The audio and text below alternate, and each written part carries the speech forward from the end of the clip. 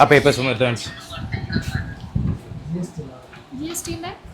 വാറ്റിൻ്റെ papers എടുക്ക്, GSTൻ്റെ certificates എടുക്ക്, voucher എടുക്ക്, ബാങ്ക് റെക്കൺസിലേഷൻ എടുക്ക്. വീഡിയോ എടുത്തോ, എന്തെല്ലാം അവിടെ നടക്കുന്നില്ല നോക്കട്ടെ. എടുക്ക്.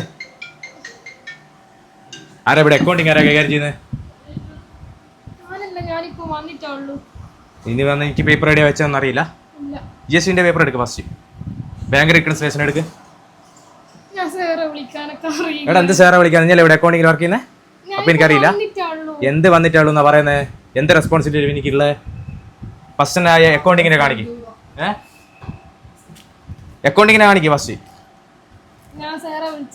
ഇവിടെ എന്ത് സാറാ വിളിക്കുന്നത് ഇനി സംസാരിക്കുന്നത്? ഇനി ഇവിടെ അക്കൗണ്ടിങ്ങിലല്ല വർക്ക് ചെയ്യുന്നത്. അപ്പം എനിക്ക് കുറിച്ച് അറിഞ്ഞൂടാ. ബാങ്ക് റെക്കൺസിലേഷൻ സ്റ്റേറ്റ്മെന്റ് കാണിക്കും ഫസ്റ്റ്. GST എത്ര അപ്ലിക്കബിൾ? എത്ര പെർസെന്റേജ് GST അപ്ലിക്കബിൾ ആയിട്ടുള്ളത്? എടാ ഇത് ശരിയാവില്ല കേട്ടോ. എങ്ങനെ ആയി കഴിഞ്ഞാൽ നമ്മളൊരു ഓഫീസിൽ വന്നാൽ ഞങ്ങൾ വേറെ ആളെ വിളിക്കുന്ന പറയുന്നത്.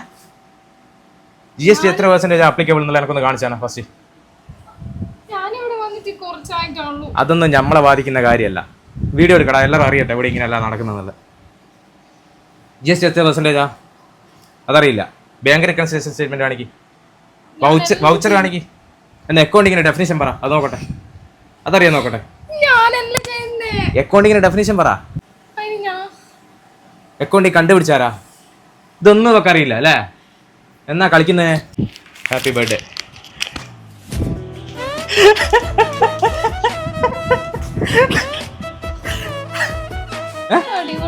സൂപ്പറാക്കി. ഇതല്ലേ ഇവരെല്ലാം സപ്പോർട്ട് ചെയ്ത് കടയില് ഇതാരാ തന്നെ? അല്ല നീ ഇങ്ങനെ മേടിച്ചേക്കില്ലേ? ചെറുങ്ങനെ കരയിച്ചിക്ക് അത്ര എനക്ക് വേണ്ടു.